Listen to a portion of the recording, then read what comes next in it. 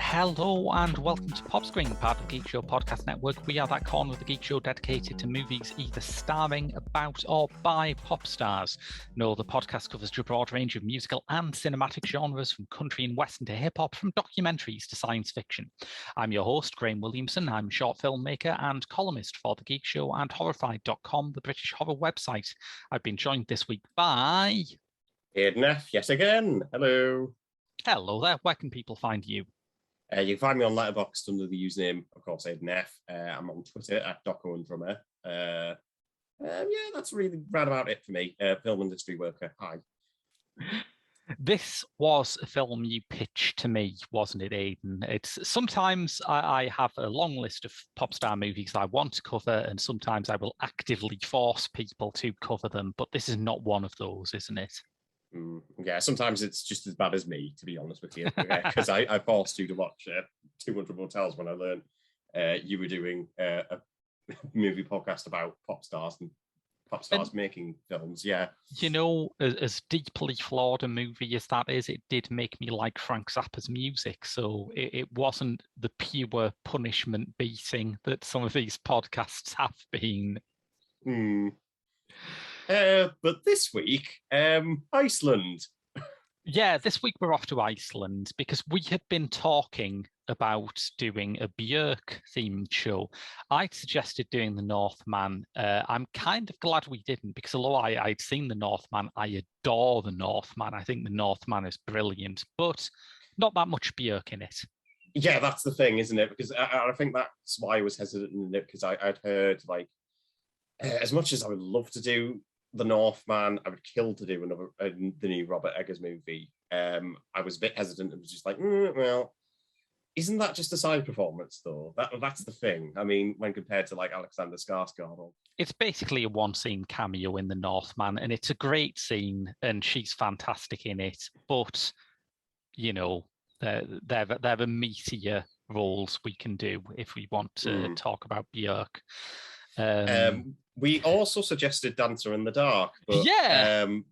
The thing is with that is that neither of us like Lars von Trier, so I only think it only makes sense to get someone in who can, advocate for him, I guess, is the appropriate word. I think a Dancer in the Dark podcast with us two would be less of a podcast and more of a sort of group counselling session. Show me on the chart where the Lars von Trier film touched you.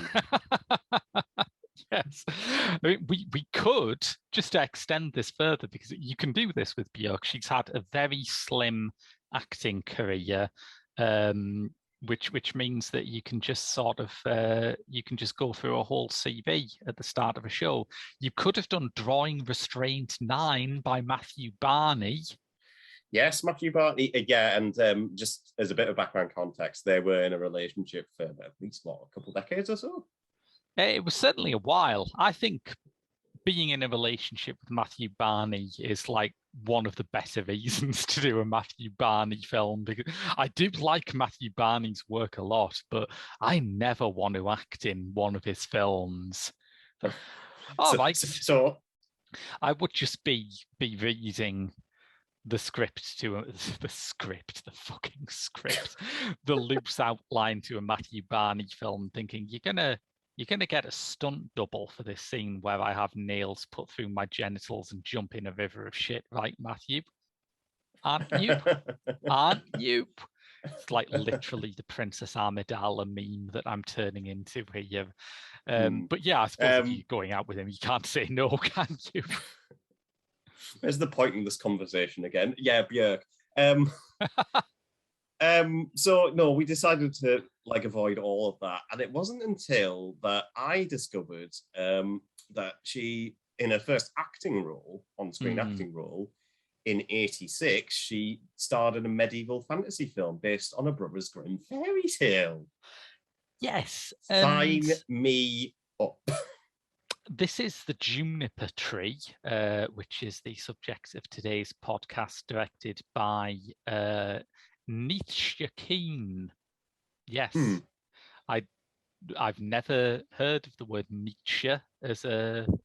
Were her parents big fans of German philosophy? We may never know. I don't know, but Nietzchka Keene is not the kind of filmmaker who you would hear a lot about, because she's had a very unproductive career. In fact, I think she was a lecturer at one point. Terribly young. Yeah. She was in her early 50s when she died. But she was also known as a lecturer as well at the University of Wisconsin.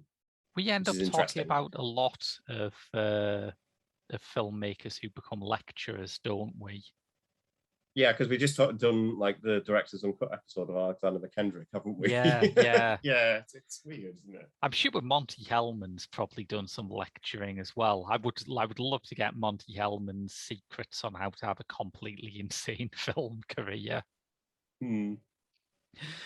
But yes, so we did The Juniper Tree, which I would have to say one of the pleasures of this film is realizing that, considering that it's a child role for Bjork, considering that it's before she even formed the Sugar Cubes, really. Yeah, it's funny that, isn't it? Because you could kind of slot that in that phase of her career where, and this is this kind of Bjork who released like a debut album when she was 12 years old. Yeah. Which is like, she's done some wild things in her life, but that's her debut album, not her album debut. Not her album debut. Yeah. So there's two Bjork debuts. I know. Yeah. But considering all this, it is pretty on brand for her, isn't it? Yeah. Like, I'd be really concerned if when she was young, she was in the Mickey Mouse Club or something. This is not that. Yeah. Because trust me on this is a very dark film. No kidding. Yeah. Very, very dark. And in the standard way that a lot of folklore films are, I guess. And that's kind of thing that we were sold on, because there was just like an element of, I guess, folk horror to it that I guess entranced us. But to some degrees, decent, to other degrees, we'll get onto it in a minute, but I guess like a plot synopsis is indeed for people who don't know the story behind the Juniper Tree. Yes. The actual story of the Juniper Tree, interestingly enough, is kind of an intertext in it. I mean, I wasn't familiar with the fairy tale before I watched it, but that doesn't matter, because the fairy tale is present as a story one character tells the other rather than an adaptation. The story is actually about two sisters, two young girls, Margaret and Katla. Margaret is played by Bjork, who go on the run after their mother is executed for witchcraft. And it's one of those things, isn't it, that when you watch a modern film, modern-ish. This is made. It was released in 1990.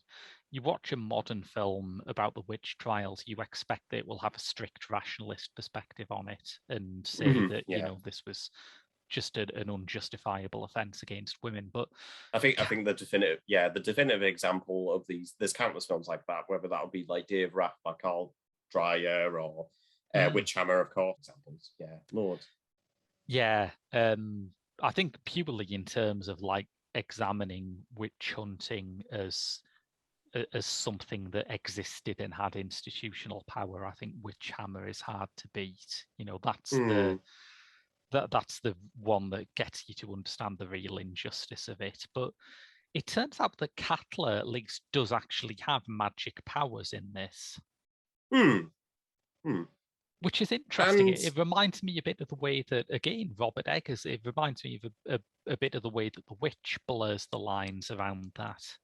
Yeah, because there are phantasmagoric elements to this, which is kind of strange. And you don't get that with, say, like this film that is, you know, black and white, obviously in low budget, of course, all across like the rural of Iceland, like the whole of it. And it just gives this film like a unique flavor, I guess, that we'll get on to.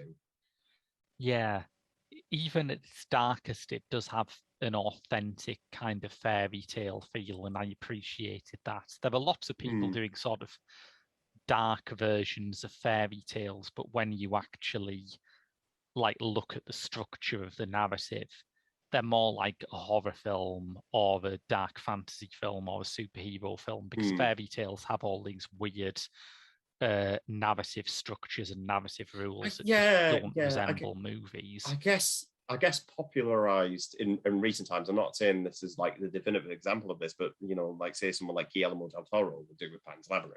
Yeah, and Pan's Labyrinth has tons of stuff like that. Like if you were watching Pan's Labyrinth with a copy of Save the Cat in your lap, you will complain that that bit with the toad does not affect the plot at all. But you know, that's a fairy tale structuring beat. The heroine has to go on more than one quest, otherwise it isn't a proper fairy tale. Yeah. And with the Juniper Tree, I don't know where I stand with it really. It's one of those odd films that you know, there's plenty of it that I admire about its craft, but it's one of these films that honestly is just so, I don't know whether thin's like the appropriate word for it, or say something like vague. I don't know. It is an interesting one.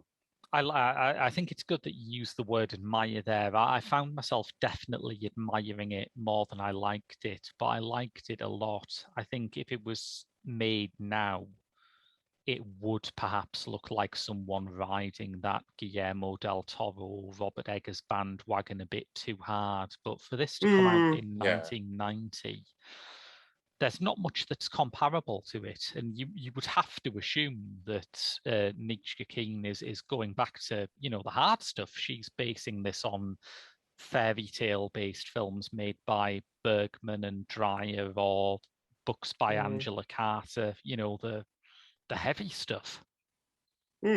Yeah. Because it doesn't, again, like, I don't know when these two episodes are going to come out to each other. So neither do I, and I run the show. So, but no, it reminds me of how the looseness of structure, you know, is comparable in, say, like something as different as Two Lane Blacktop. But at the same time, you know, they're both pretty aimless films, but there's something about it that's obviously quite intriguing. And I guess that comes down to the fact that obviously with the looseness of the structure, with all its like, you know, English dialogue, because it is a film spoken in English, despite it being Icelandic. There's just something quite eerie about it, quite unsettling. Definitely. Yeah. Yeah. I think it might have been more atmospheric if it was done in Icelandic. I had a problem with that in a way that I didn't really with The Northman, but it does come up with a remarkable level of atmosphere and creepiness despite that.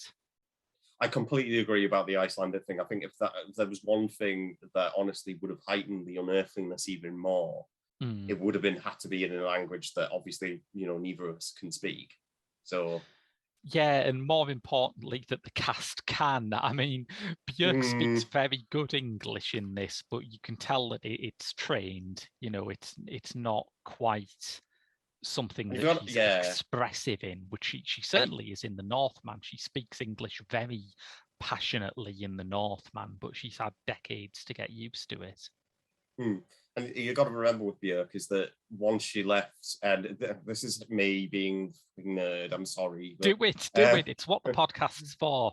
Bjork actually, I think, moved over to London for a little while. Obviously, I think it was in the debut era. Debut as in the first proper studio album. I'm sorry I opened this box. So that kind of era, and I think she ended up developing a Cockney accent, weirdly enough, but during that time. But there's just, it's it's interesting. I would love to hear that Bjorkney. Yeah, it would be interesting.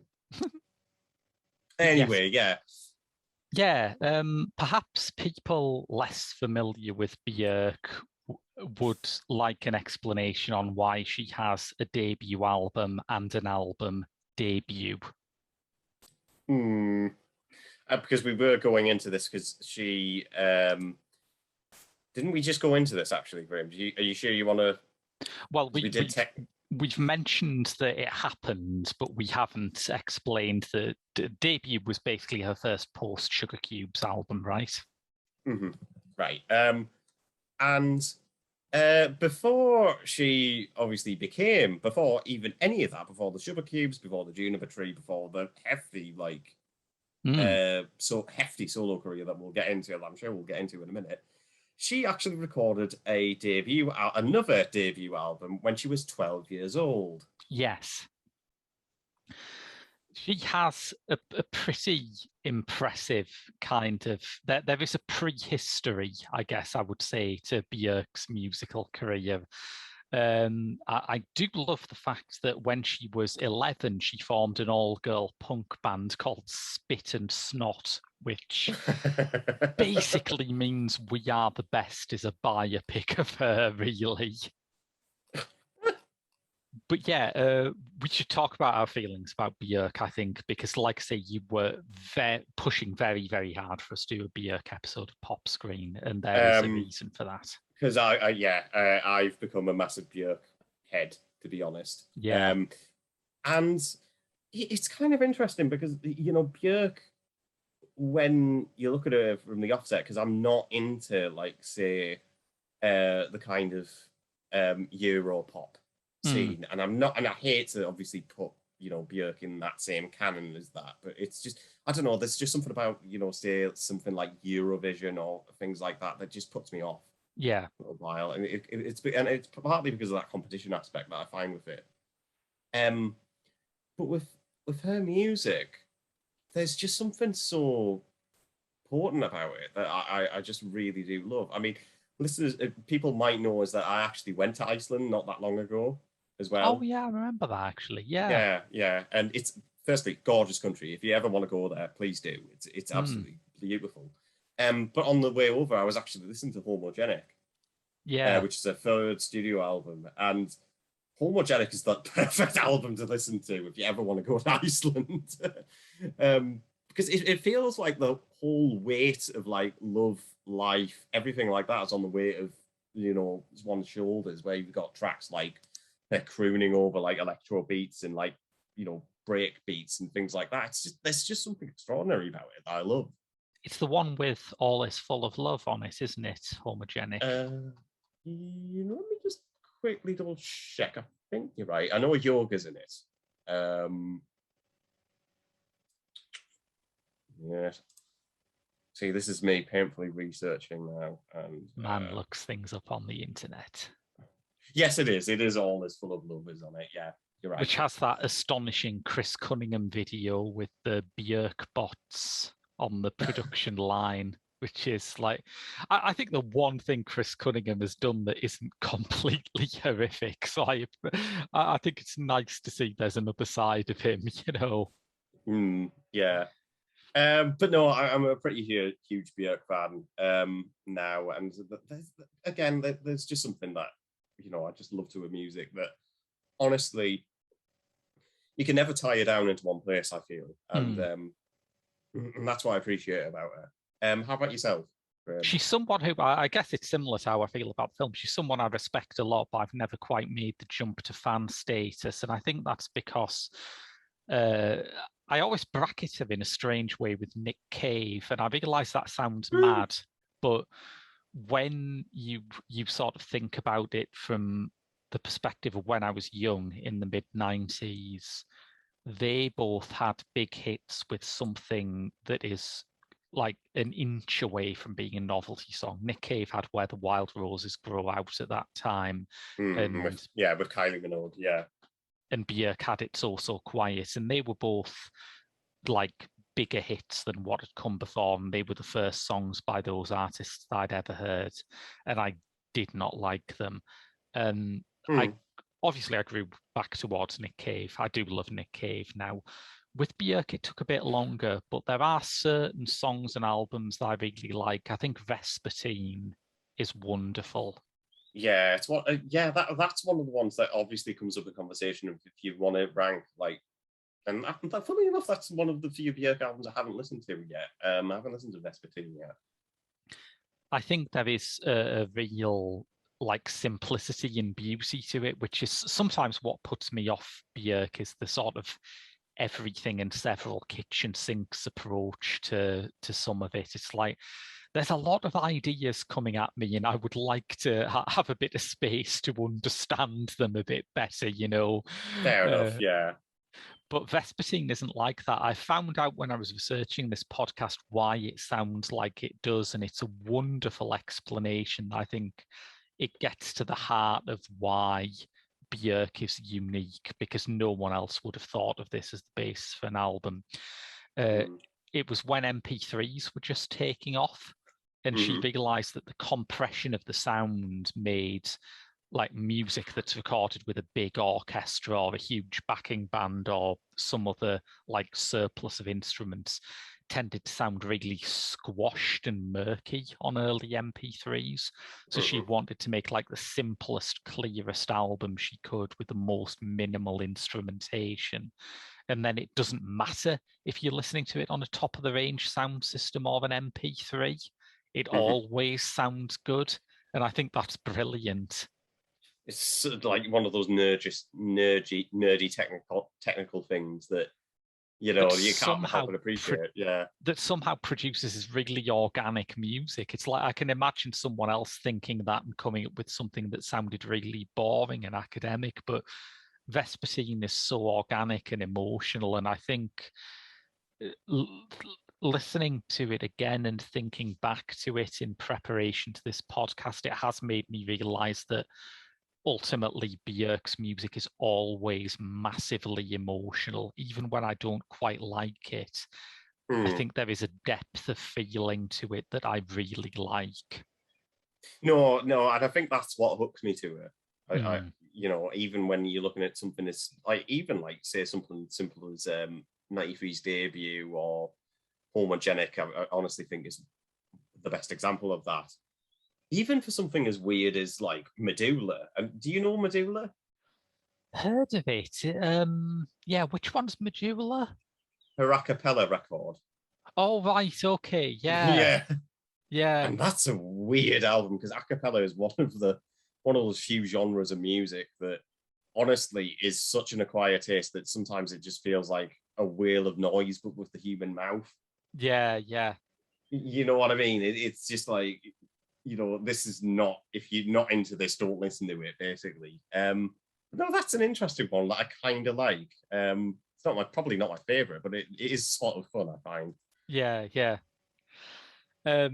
I suppose before she came back to acting briefly with the Northman, her music had led her to be directed by another great modern director. Her concert film for the Biophilia album was directed by Peter Strickland. Oh my God, that is a combination, mind. I know, right? I can't even think of like a better example of that, to be honest. Yeah. That's incredible. How did he get on that?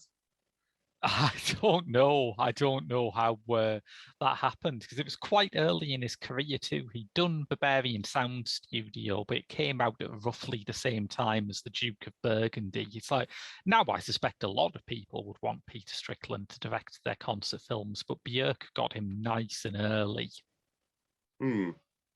Yeah. But no, Biophilia was actually one of the albums I listened to in preparation for this, because I hadn't.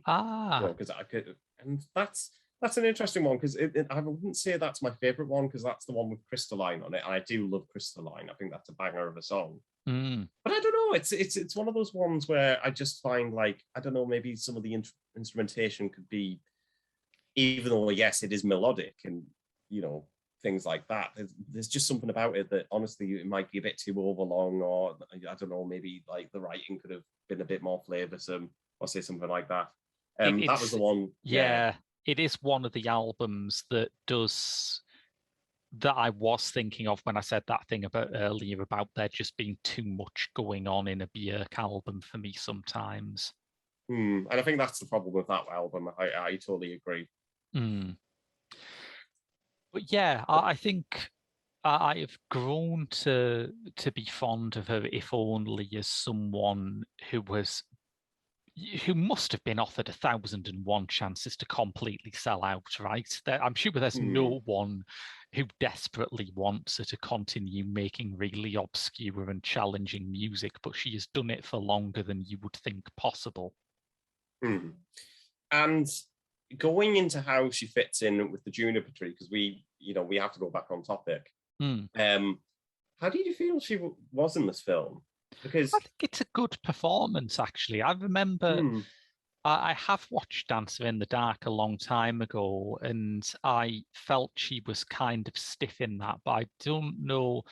Like, I'd written that off as her just not being an actress, but I think it's actually probably that Lars von Trier likes to write one-dimensional tragedy dolls for his female leads, and not everyone can be as good as Charlotte Gainsbourg is as making those feel like real people for a bit, Yeah.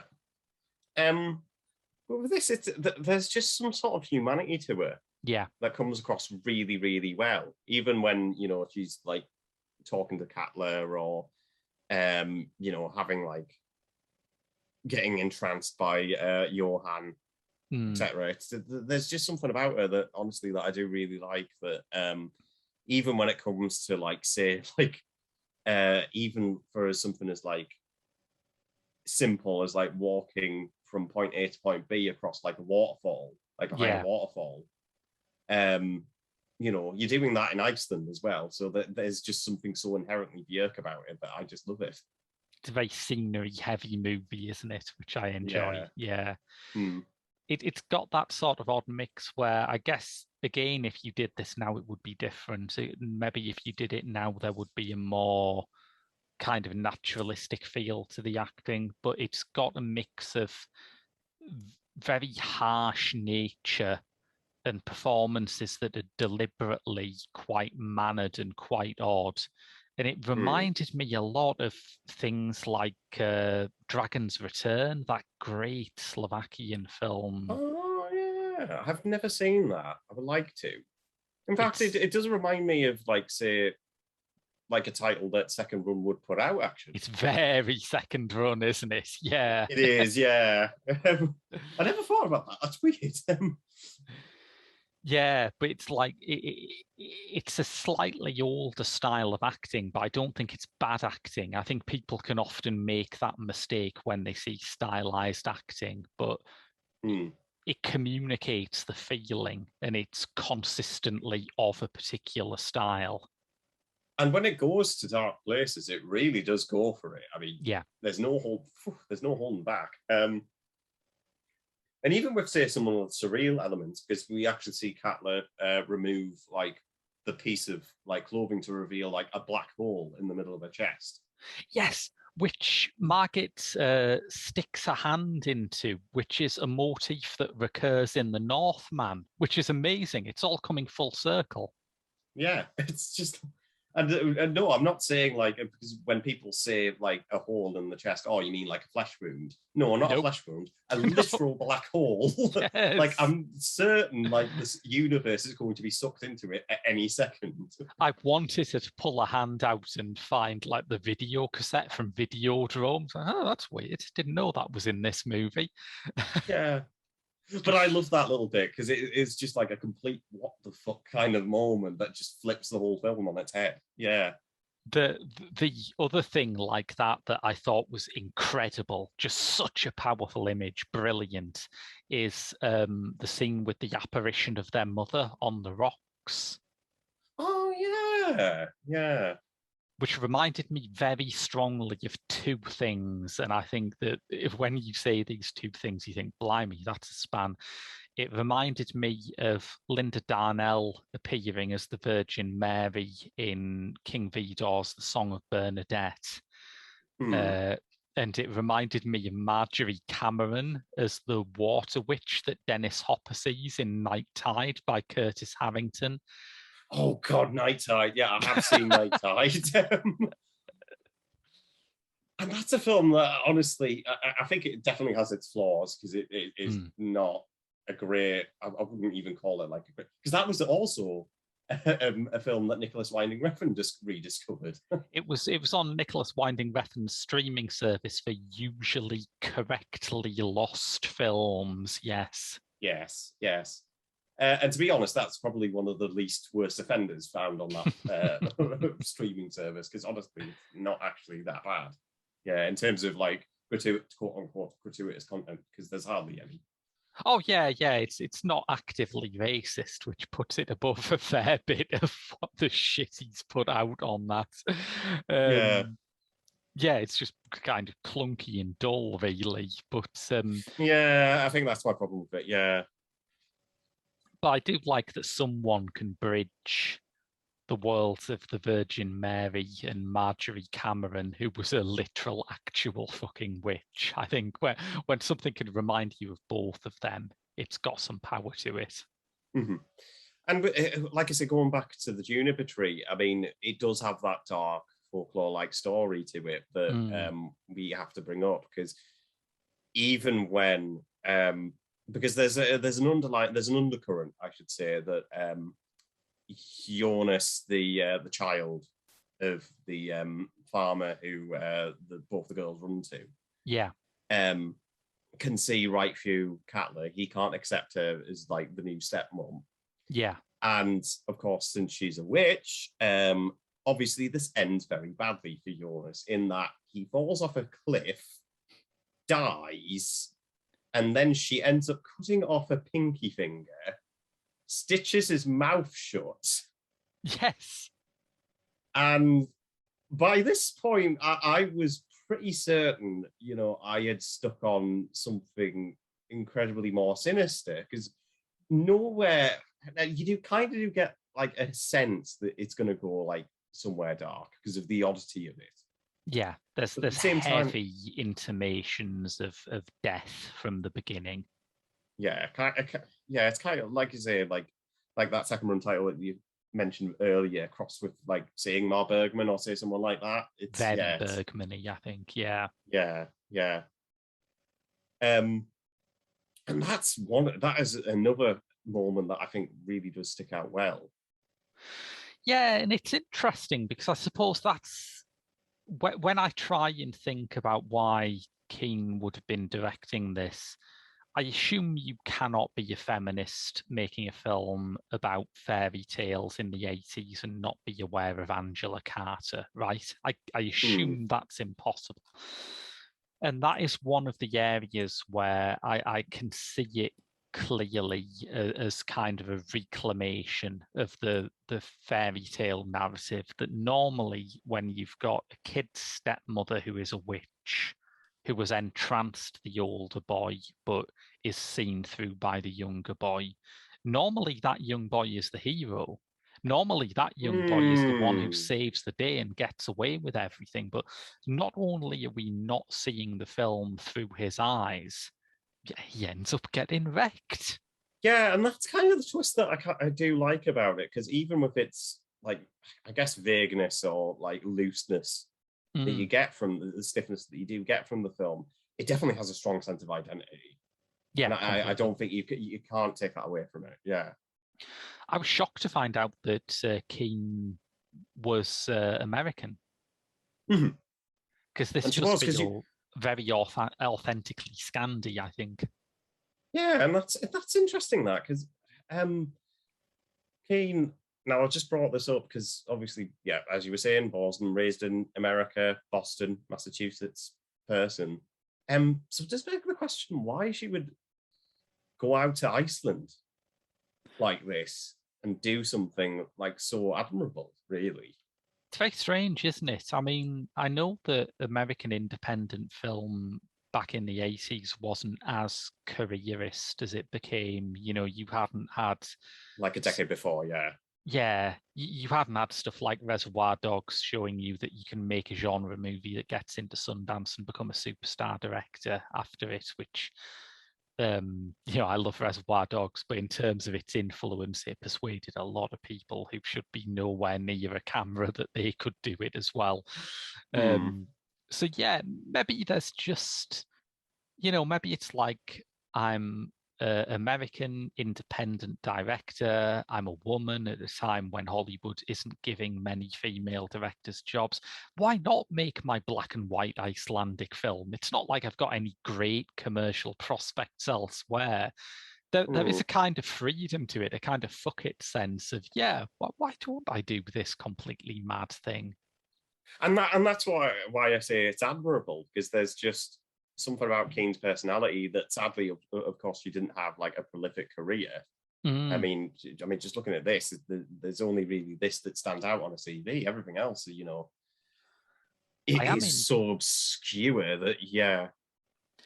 I am intrigued by her last film, Barefoot to Jerusalem, which I think is, there's a point in this plot synopsis where it starts to sound a bit less traditionally Sundancey. Let me see if you can work out where it is. Barefoot to Jerusalem is the story of a woman's journey after her lover's suicide through a solitary landscape which brings her into battle with the devil. My tone of voice might have given bits of that away to you, but there's definitely a point where that takes a turn, I think. Yeah, fuck you, Robert Redford. Yeah, well done to her, I think, on remaining incredibly metal to the very end. Yeah. But no, that's brilliant. And with the Tune of a Tree, you can definitely see that, because there is just such a, again, as we were saying before, strong identity to it that, honestly, for an Icelandic film for its time, you wouldn't necessarily expect. I'm not sure I would expect an Icelandic film of this time. I'm sure they must have had an industry. They must have, but because that's interesting, because I think the only Icelandic director that I can think of who, and there's many directors out there who can just be the one director per country, whether that'll be like Aki Kaurismäki for Finland or Almodovar for Spain. And unfortunately, it's a stereotype that I think needs to die, really. Yeah, completely. But unfortunately, I have to bring this up. The only like Icelandic director who you can bring to mind is like Baltasar Kormákur. Yeah, and even he's like mostly notable at this point for his Hollywood films, which is a shame because I've seen some of the Icelandic ones and enjoyed them a lot. Yeah, I agree. Yeah, I hope there's obviously there'll be more to Icelandic cinema.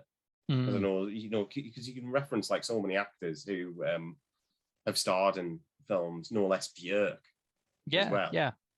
So no, it's very strange, but I think Icelandic culture in general has a certain hipness and a cachet to it that it didn't really have when the Juniper Tree was made, largely because a large part of that sort of cachet and hipness is because of Björk. But yes, I think the more we've talked about this, the more I've settled on the opinion that I actually rather like this film. No, I agree. I think it's one of those films that I think needs to marinate within you, isn't it? Yeah. The more you think about it. It's not out to be liked immediately. It is very austere and cold, and it does have that Bergman influence. But I think when you sort of roll it about in your head, it's hard not to be impressed. In a very similar way, I mean, I'm not saying this is like a comparison, even though I probably would see like, I don't know, like a duet between the two or a double bill. It reminds me a little bit of how people describe Withnail and I.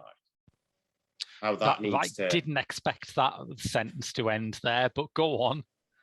How it needs to, again, marinate within you before you can get a full sense of what the film is, I mean. Yes, a fair point, yeah. Yeah, no, I think, do you have any other observations, or shall we leave that on that uncharacteristically wholesome and positive note? I'm just looking at my note here. Looking at the credits, it says there's a folk music collector.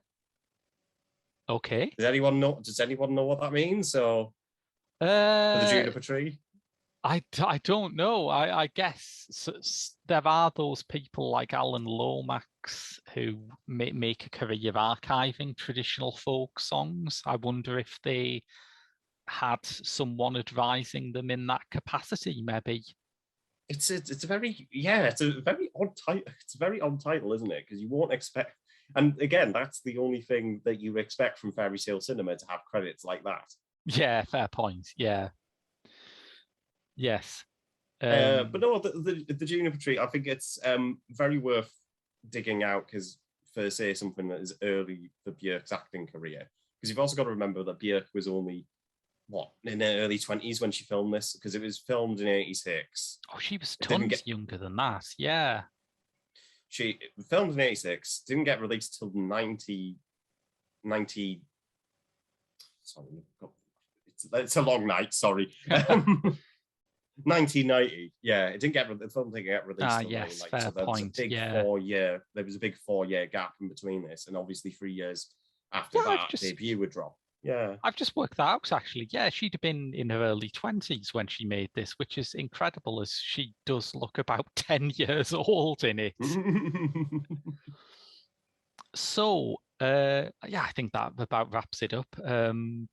My revelation that Bjork never gets any older has that's thrown me a bit. So if you enjoyed this podcast, you can get a bonus episode every month on our Patreon at www.patreon.com/The Geek Show, along with other stuff, including my Doctor Who reviews, which come out twice weekly. But until next week, I've been Graham. And I've been Aidan. And we'll see you next week for more Pop Screen.